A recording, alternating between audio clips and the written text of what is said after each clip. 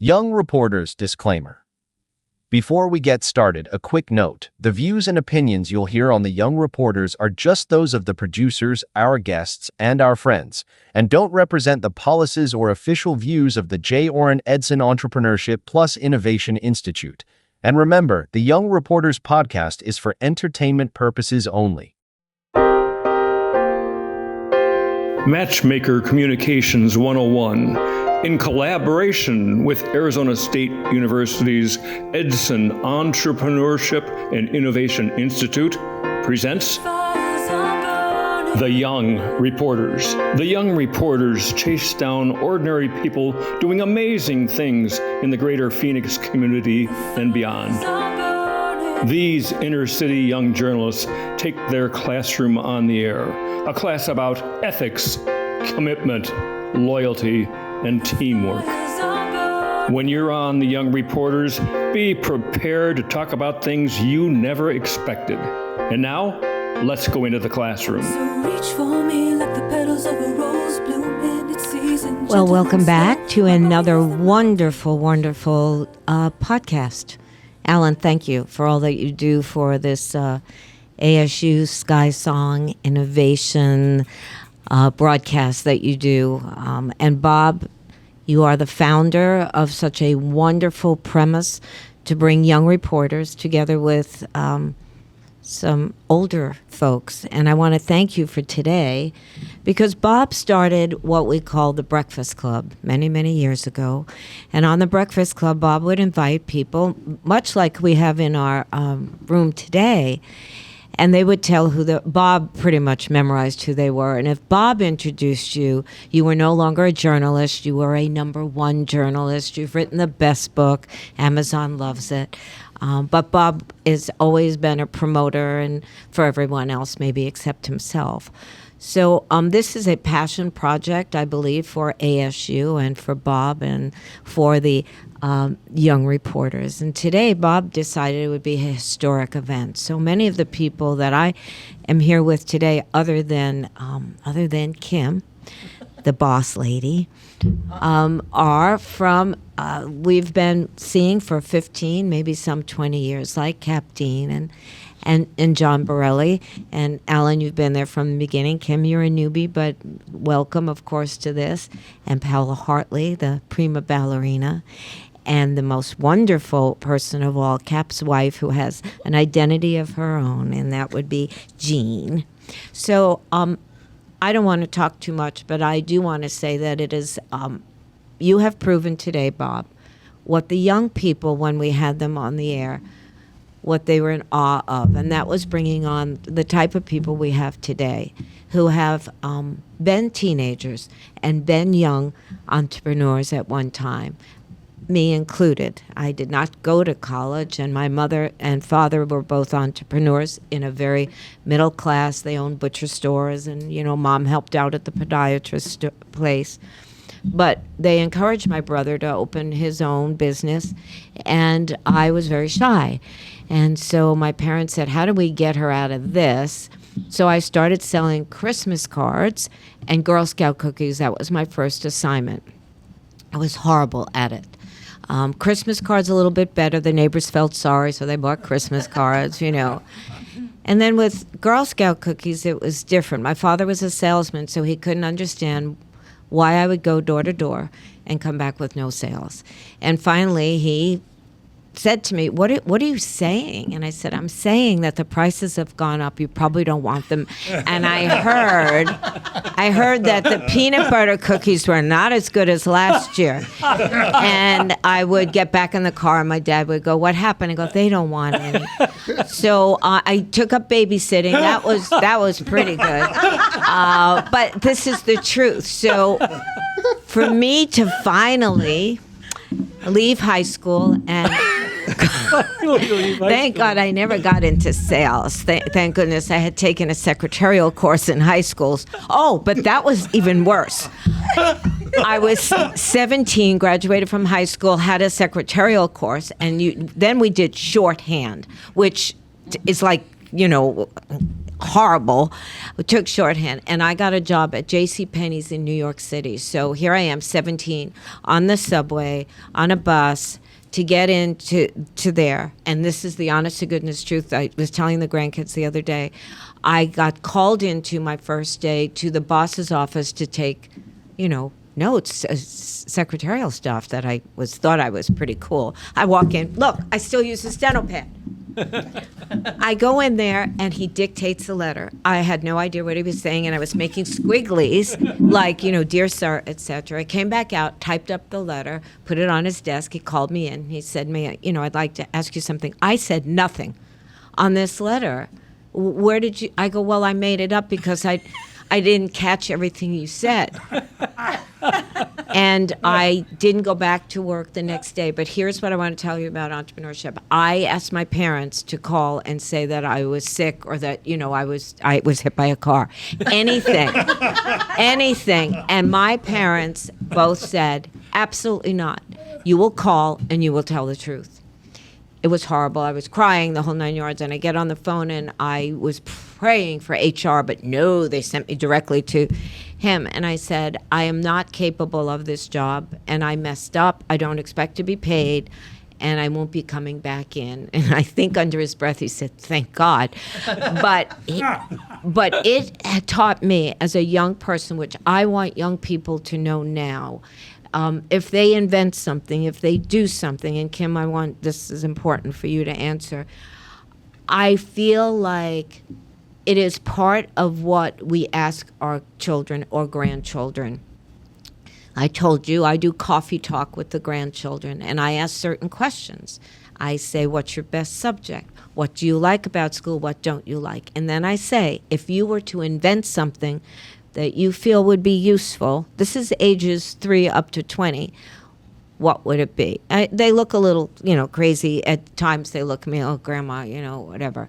You cannot believe what they come up with. Well, I think that the coffee cup, it should stop dripping at a certain time, or just little things. And I encourage them. And right now I do have 2 grandsons that want to invent shoelaces that don't untie, because when you are on the basketball court, and this happened yesterday at one of their games, the kids don't know how to tie shoes like we did. They do 1 bunny ear, 2 bunny ears. Who has time on the courts to do that? And so the clock runs when they're tying shoes. And I understand that sometimes coaches say, take your time, the buzzer will run, etc. So my grandsons came up, the 2 boys, and they call it, not this up or whatever it's called. Don't disclose too much. Okay. Oh, okay. And, intellectual property. Okay, there you go. So I feel like what Kim is trying to do, and I want you to explain how you are using adults like us who have our own businesses, or certainly John, all these different people, what we've done.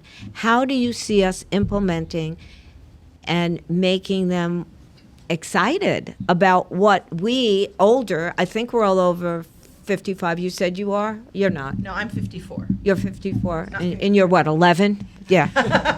Yeah, Paula's still pointing her toes everywhere. We found out that she retired at a very old age for a ballerina. Right, so. And I only gave her 3 years. So she's in her 40s now. She's a baby. That's right. But I would, if you will indulge me, everyone else, Kim, I would really like you to explain what you see, what your vision is for these students, and how can we help? So I'm going to pull the mic over so that Alan doesn't smack me. It's because your voice is so fabulous, we don't want to miss any of it. And what about mine?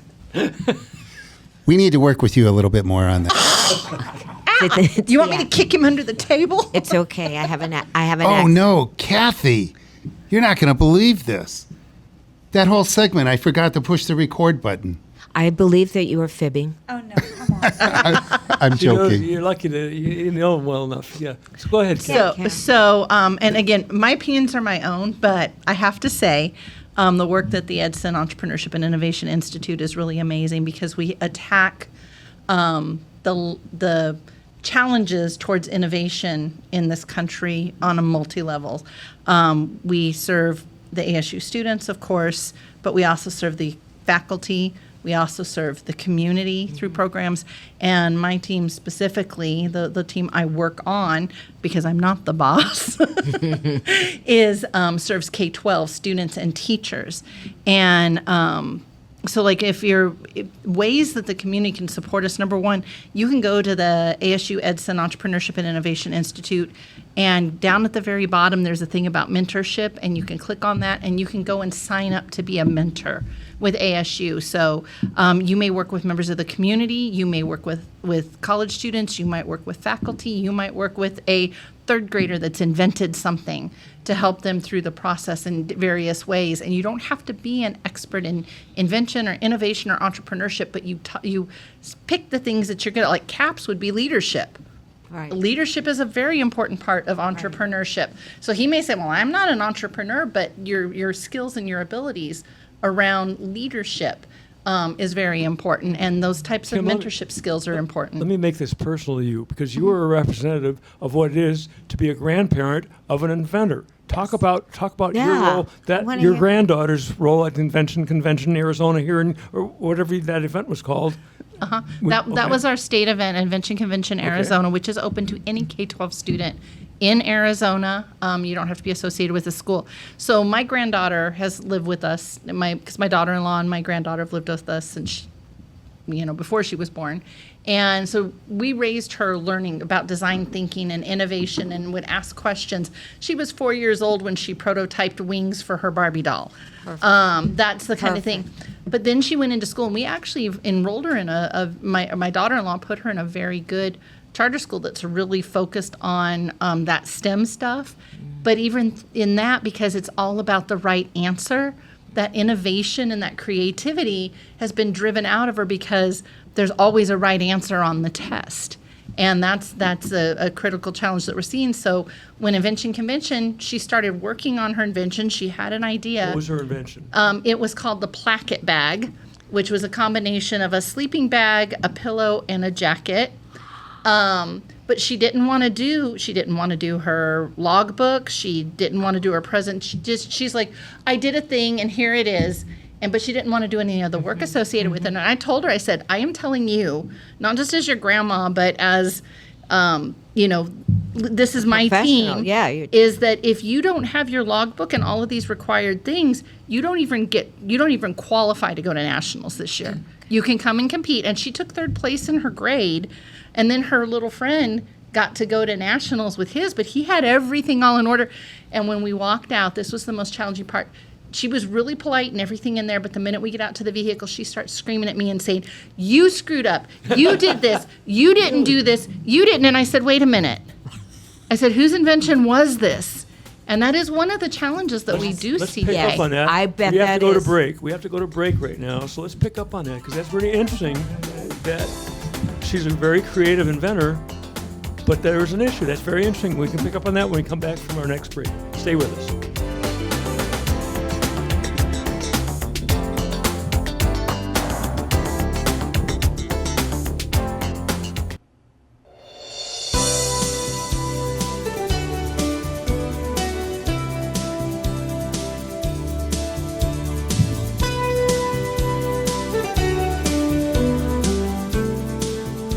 Hello there. Welcome back to the adult version of Young Reporters. This is Paola Hartley speaking, and I have right next to me Kim Reynolds. I've got Alan Ripa and John Borelli, Cap Dean, Bob Fishman, Kathy Droz, and right next to me is Jeannie Dean.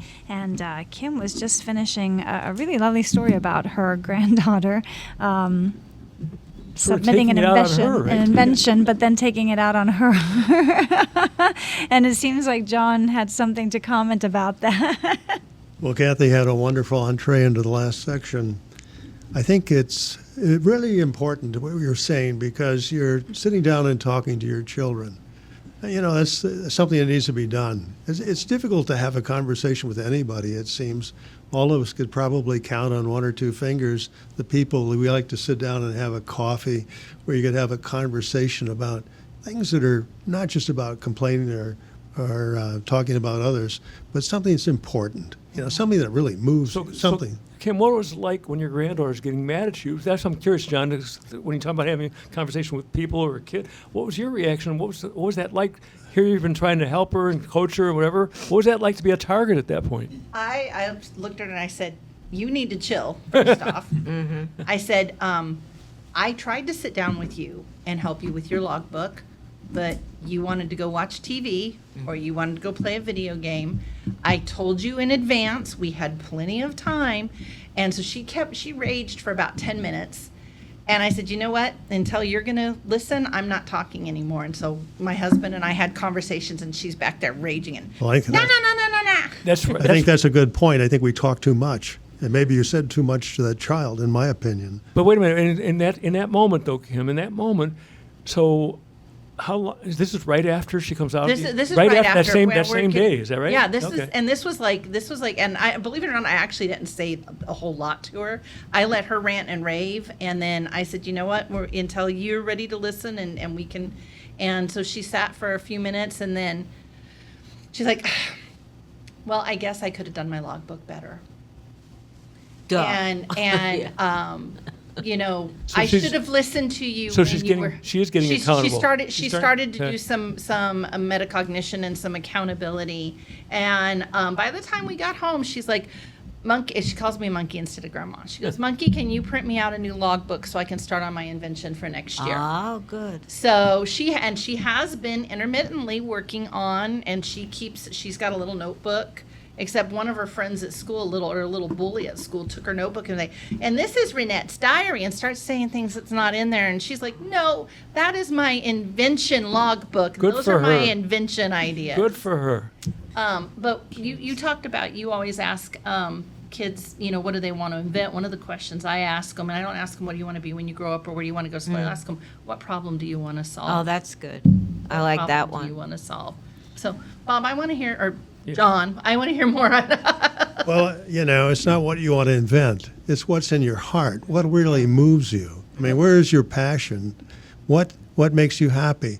I was talking with a lady that was counseling, and she was journalizing, putting a journal together every day. And she was writing down all the stuff that was in her head that were making her unhappy. I said, sit there, look in the world, write down something that you see that makes you happy. Look at the butterfly or something that's flying from one plant to the other. So with these young children, the whole thing that drives this, and certainly people who have gone through a change of platform in their lives, what is it that you really, what makes you human? What is it you're wanting to get out? What is it you're wanting to say?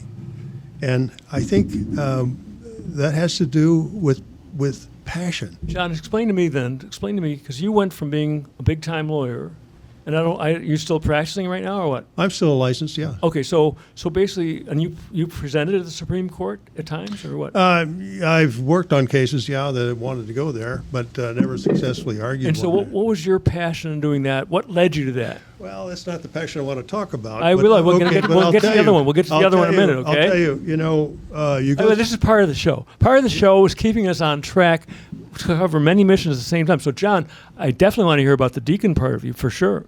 But part of that is what led you from being a big-time lawyer to deciding to become a deacon. It's part of the whole train of the path. Well, as a lawyer, people ask me what kind of a lawyer you are. And I gave the same answer when I asked my father what kind of a doctor he was. He said, a good doctor. So all of these things are in you at all the same time. It's not that you define yourself and put yourself in a So you belong in this invention convention stuff because you're describing an entrepreneurial mindset. I've grown up in a family with entrepreneurs. And I understand that. I counseled with people as a counselor for years in regard to these matters. But the thing is, I really think what it is that you need to find that platform, okay? It's not the Supreme Court. Okay. The platform is what makes you satisfied. What is it that makes, it isn't happiness. I don't want happiness for my kids. I want, maybe faith or something, salvation or whatever. I want satisfaction. So that's what drives you. So what took you from a passion towards law to a passion towards your faith?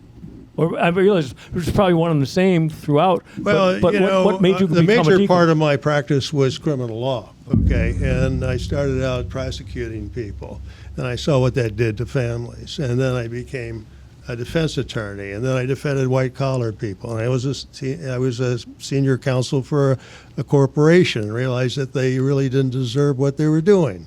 And then I started doing public defending. I was supervising public defender and ended up here as a judge. Each time driven by your knowledge of your passion going in a Either certain that or direction. getting fired for telling the truth. Yeah. You know. So one step. But now you're into the Catholic world in a big way, right? Well, you're a deacon in the Catholic world, right? Well, you know what? I mean, I have my own apostolate, which means at 75 they require you to retire, pretty much. So you're lost, your regular platform, and later on we'll talk about the writing stuff. But what it is you're communicating. You want to communicate to but sometimes that communication is not so many words. Sometimes that communication is the feeling you fit together. Gemütlichkeit, as the Germans say, something, it's something that happens when you're together. And so solving problems really comes from community. When you're sharing aspirations and you have a path where you want to go. What led me to John is his daughter, Kathleen Chafee. And Kathleen is part of our team as well. I met Kathleen when we were doing the program at St. Vincent de Paul, which Kathy was part of the team that we went to present there that got us that particular period of time where we were working with the St. Vincent de Paul kids. Another frustrating experience in certain ways, a great experience, but it's like, it was a fabulous experience. But Kathleen was there as a dedicated volunteer, his daughter. So his faith is lived out in his kids, no question about it. And so Kathleen, who's going through a little bit of hard times now, a young daughter who's just started university at Vanderbilt, and she's going through some health stuff, and yet still has that passion for helping other people. She'll be part of our group here. But Kathleen, her passion as a volunteer at St. Vincent de Paul, working with those families, was fabulous. She introduced me to her dad at some point, and her dad I love him because he's as feisty as I am, and he's passionate like crazy. You get a demonstration of that here. And so that relates to everybody on this panel. Paula, you had to be super passionate to commit to dancing all the time, right? I was, and I do want to, I think, kind of unite a little bit some of the comments that have been done. First of all, Kathy, I relate to you with speaking to your grandchildren because something that my husband and I do a lot. I only have one child, but something that we do is we always ask him when we pick him up from school, "How was your day? What was your favorite part? What was the least part that you liked?" And obviously to get them to talk, but then uniting about the passion of community, of how can you unite people and get them together. I've talked about in past shows about what I do, the project that I do, and how I involve different students between the ages of 15 and 19 in ballet and contemporary to work together so that they can be the opening acts to the stars that we bring in one performance that is an annual event. And one of the main positive aspects that we gathered from the opinions of the students, besides the opportunity to get to watch live and interact with these stars, with their idols, was the new friendships that they created. Mm-hmm. And to me, that was such a highlight because that's kind of what I wanted to go for. It was to create collaboration and unity within these kids that are so used to competing. There are so many dance competitions out there, and these studios are all very well known, and they compete against each other. And then all of a sudden you have 10, 20 kids in one room from 12 different studios, and now they have to rehearse together and get to know their names and introduce each other and themselves, and then they're working and they start laughing, they make mistakes, and then they're all excited about the performance, and now they have new friends. And you get... Love it. They get new friends, and you're the one who created this opportunity for this connection. That's an avenue of connection. Yeah, humbly I am, yes. And I'm very proud of it. This ties up with something Kim says all the time, scarcity versus abundance. That's one of your passions, Kim, talking about that there's a big pie out there. She's very big. Kim is very big on creating. Everybody's got creation aspects in them. Go ahead, comment. I love your comments on that. Just that everybody thinks that resources and money and things like that are finite and everybody has to compete for the same pie. wealth is created. It is not stagnant. So Paula's story right there, they're learning that they're competing, but they can make a bigger pie in effect. You can make a bigger pie, and we all work the world is better when we work together. I believe in competition completely. Don't get me wrong. We need to be competitive because that's what hones your abilities and your skills and drives you to do better. If everybody is all just kumbaya and let's get along and nobody's competing, nobody's trying to be better. Right. And we're going to be stagnant. Well, that's why there are so many dance programs in the state that are so successful in their training, and that's why their kids are so good, is because of the competition. And so to get one show where all the audience can actually celebrate and recognize all these studios and all the talent that is in the Valley. So we have to go to another break. I lost track of segment, but we will come back. Stay with us. We got another great segment of the Young Reporter. Stay with us. Be headstrong.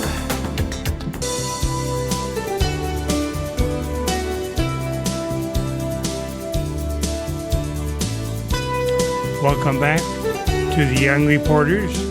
This is Cap Dean. We're carrying on here with Bob Fishman and Alan Ripa, Kathy Droz, Paola Hartley, Kim Reynolds, and my spouse, Jeannie Dean, Heidi Jacobson, and Janice Scott.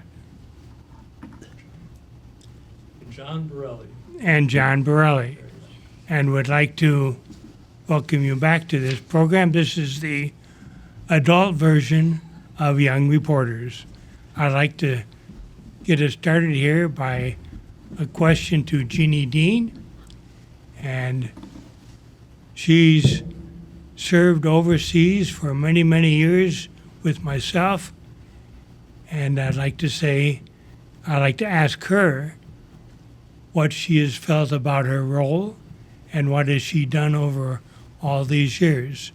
Jeannie, you're on. Oh, wow.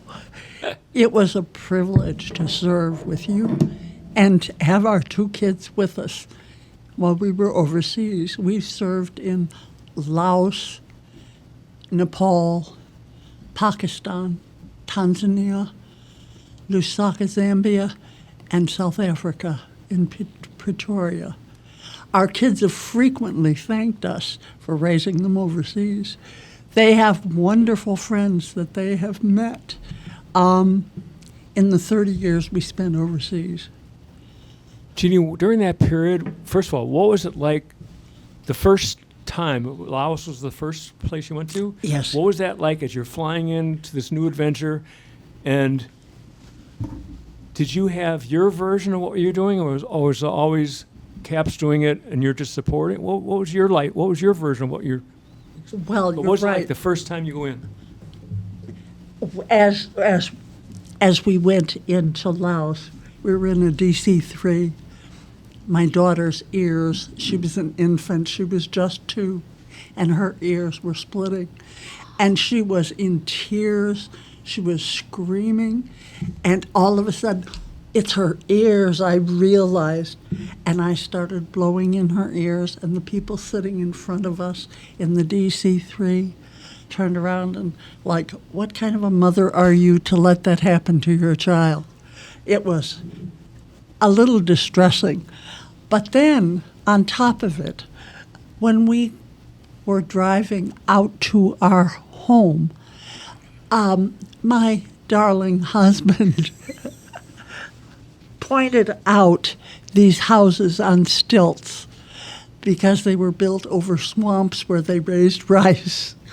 And he said, You're into this, right? This is what your house, ours is just down the street. You're into living and over. So I thought I was living in a house on stilts. Okay, I guess this is what we were in here for.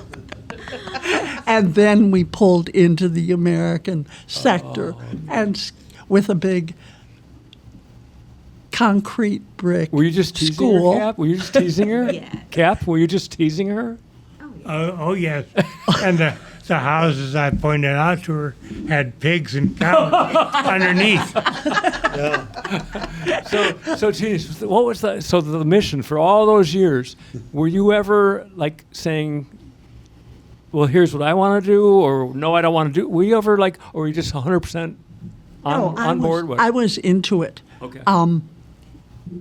He always had wanted to do something in order to serve. And you'd always you were an Air Force wife, right? So Yes. you were used to this life to some extent already, right? Oh, yes. So this was like going overseas was a big new deal. It was not anything that I wasn't afraid. My mother was a little afraid. And I naively said, but Mom, the U.S. government wouldn't send me with little children to a place where we didn't belong, would they? Tell your version, because I haven't heard one of the details, but Cap always brags about the fact you guys have been chased out of a lot of different countries. What's it like to feel like you're on the run, having to get out fast? With a family? Yes. Well, I wanted to know what kinds of things we should pack to get out quickly. You want to take, in fact, I served on a committee that wrote up a brief after we were evacuated from Laos on what you should have in your suitcase. And your passports, any important papers, insurance papers, that kind of thing. And I was involved in printing this brochure, which is still active on the list of things that the U.S. government provides for people. And by the way, just to summarize all this, CAP was a significant player in USAID, which of course is pretty much kind of like they're unifying that in the State Department, probably the best way to put it. So CAP, what's it like, and Jeannie, to something that you guys were a part of for so many years? Does it feel like a grief period to kind of accept the fact that some of the functions of USAID are they're either going away or being, how do you feel about this organization that you guys were and that was the organization that was basically supervising you with the Mandela stuff, or? Yes. Okay. I could go on the rest of the day about that, but we don't do politics, basically, you know that, but just from an emotional politics, standpoint. Although politics were at the root of it, it's hard to see something that has done so much for the United States since 1962, when President Kennedy initiated the Peace Corps and U.S. Agency for International Development. Oh, that happened at the same time, basically, is that right? Pretty much yes, at the same time? Okay. within, I think, 6 months of each other. Okay. But a real shame, because there have been literally millions of people who have died, who are going to die, because of the basically loss of U.S. aid assistance, which helped our influence in many countries and brought a lot of goodwill for the United States. It's part of what they call soft diplomacy. And I certainly understand the different opinions in the country on different things like that, including like the idea of monies being spent for things that have become politicized. And so maybe people object to the priorities of whatever. They object to government priorities in general. But you guys spent a lifetime in service to the country, and you are, people say thank you for your service. You were a military guy, so obviously thank you for your service. But there's service in USAID. There's service. I was an AmeriCorps person for 2 years. Nobody ever thanks me for my service, ever. And that's all volunteer, whatever. So I'm glad the military, and I want to do the PTSD home. I want to do the PTSD military reporters show eventually. All those people who are still suffering with PTSD from all the different things, but they need to be honored, but they also need to be healed. Just like we got a lot of fixing to do, basically.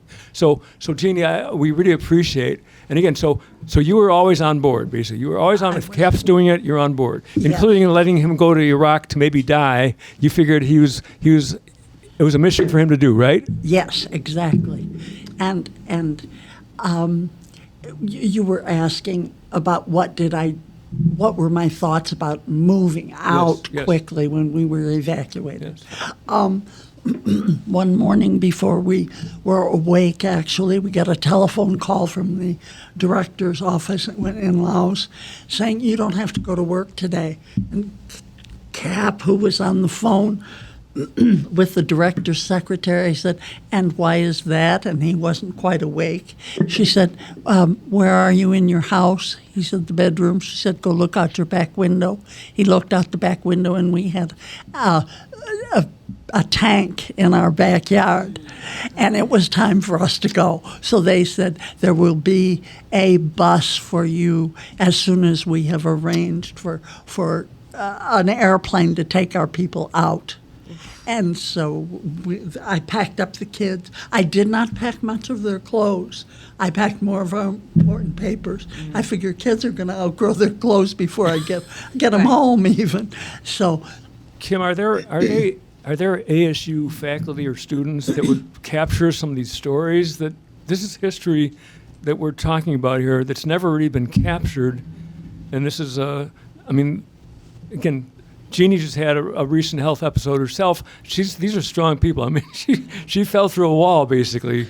And what'd you break, a hip or what'd you break? No, a shoulder? What was nothing broken except my head. I put my head through the bathroom window when I slipped, through the bathroom wall. Yeah.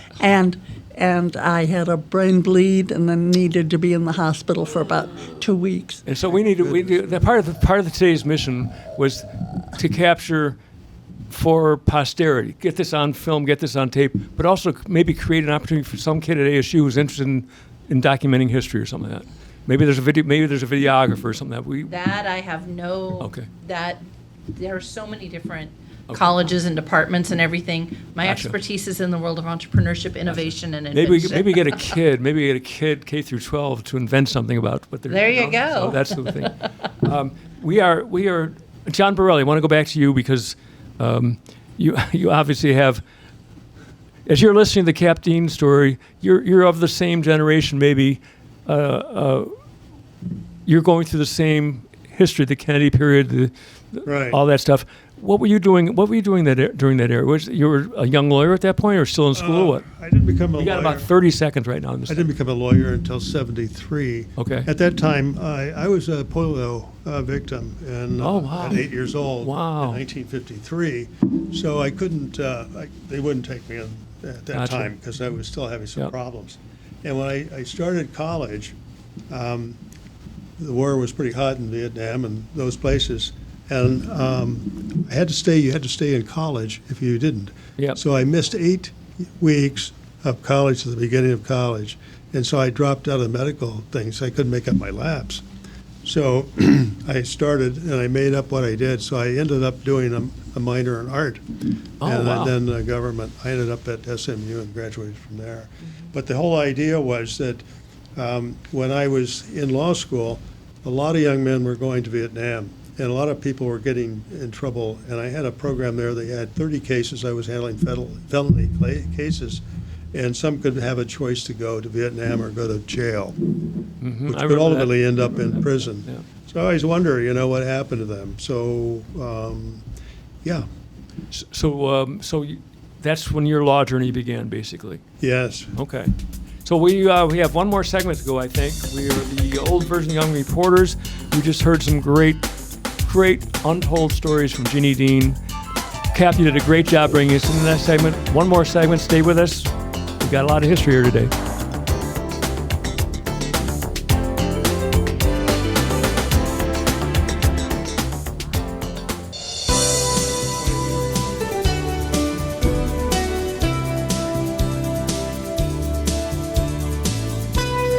We're returning to Young Reporters, and this is Jeannie Dean speaking.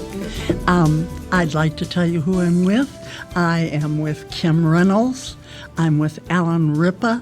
I'm with Deacon John Borelli. I'm with Cap Dean. I'm with Kathy Droz and Bob Fishman. Bob, I want you to answer the next question. Have you ever been in a situation where you had to leave early? probably go to the bathroom, Gene. Probably, at least that for sure. But oh yeah, I'm sure there's been many times where I had. But you guys stuck around. You showed up and you stuck around. And so, first of all, having a friendship with you guys has been a privilege. Oh, And I know Kathy feels the same way, right? I mean, Oh God, yeah. being able to get people like John Burley in there, being able to get Kim Reynolds, being part of her, being able to give Kim the excitement. She just thrives in the studio. Like Alan said, she's got a great voice for this, but she thrives. She's just got this light bulb, dots connecting, light bulbs flashing, energy, passion, and she gives me trouble, which is great because I deserve it. And so, and then I just Alan Arepa, you just one day when this full story is told about this, what Alan has been doing over the last 3 months in particular is monumental in terms of carrying a very heavy load, doing all the creative stuff. When you watch the show, eventually you're going to see, we were sitting here in front of blank blackboards or whiteboards, but when Alan produces the show, you're going to see what he creates. It's one of the little things he does to create the classroom setting. Alan has ferocious creative instincts. Every once in a while, Kim, I have to rein him in to make sure we don't violate any major landmines or. What trouble are you causing, Alan? I put in the noises when you said the Jetsons, and I put the actual Jetson noise in, and he had me take it out. Why? Because you're ASU, and I didn't know that you might want to have a permanent label of having Jetson noise in the background. I mentioned when she did the noise, I got spit on me from when she tried to make the noise. So. Kim, we can always put it back. Totally do that. Have you do well. He knows copyright law. This is ASU. It's like a big deal. We want to make sure nobody loses their job. Stuff like that. So hey, my opinions are my own, and we welcome you into the space. I set up the space for you and show up, but. Yeah, you show up as thank you. Seriously, Jeannie. So. Is there any other question you have for any of the other panelists, or are we moving on? We can move on. We're moving on. So Kathy, I know you're sitting here and observing, okay? Yeah. Again, you go back long before we ever started teaching the kids, long before we, went in the studio. You were there just as you're dancing on the bars for your Busy Buddies program with the Advocate. You're selling shoes in a shoe store. She was classic.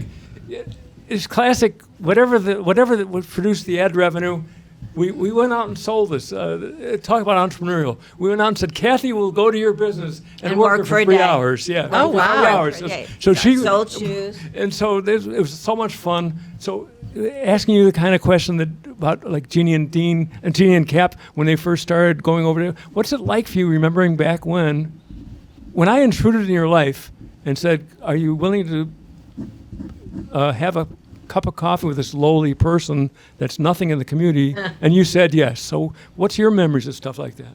Well, that's interesting you say that, because having an ad agency, which I had, obviously was a lot like Girl Scouts, but when I started the ad agency, I did something that other ad people said don't do, and that was if someone called up, which they would, radio, TV, your ad agency is covering automotive, they figure, oh, money, money, money. And they would call and say, I'd like to come in and talk to you about the radio station. Other ad people had been for years go, cut it out.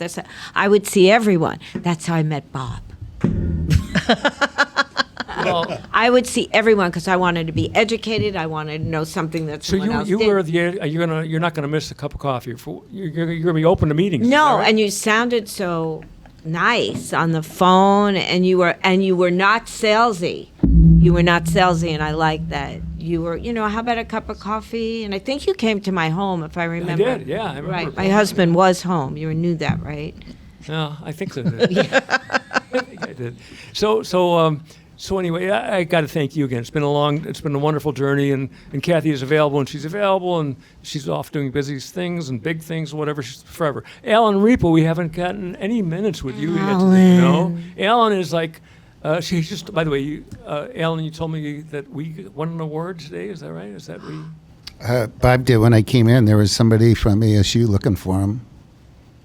Oh, What? why? Yeah, because they wanted to give him the Nobel Peace Prize for music.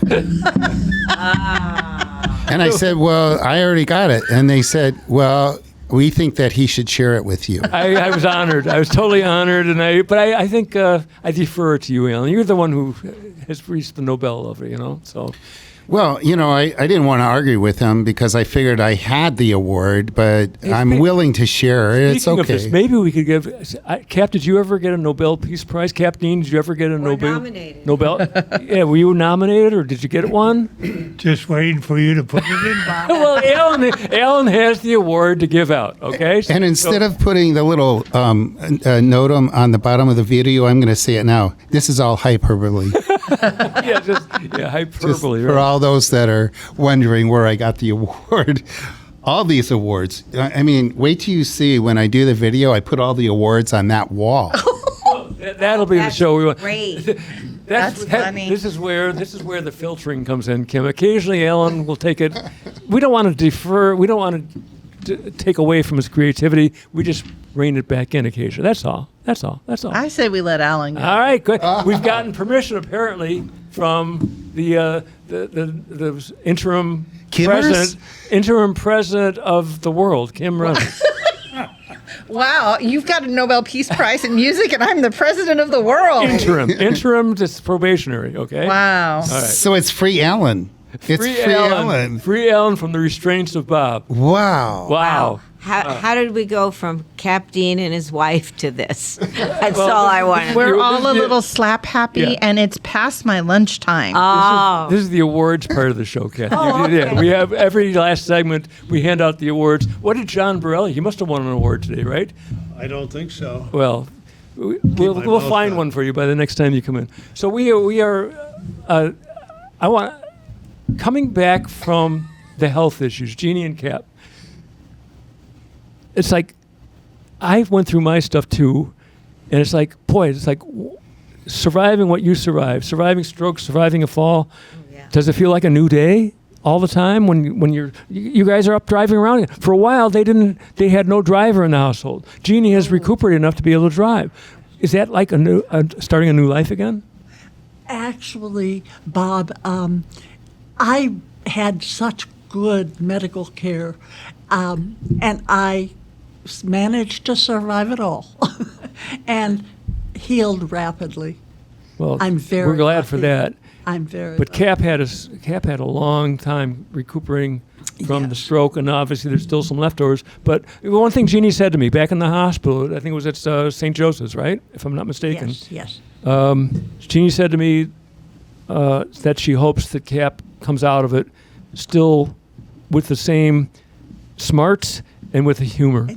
And he did. And he did. And More he way did. beyond that, yeah. So Cap, we were talking about you when you were like under, so. Well, I was just telling John a moment ago, I woke up in the hospital a couple of days after my stroke, and 3 pastors from my church had their hands on me, hands on prayers. Yeah. And I said, oh my gosh, this must be worse than I thought it was.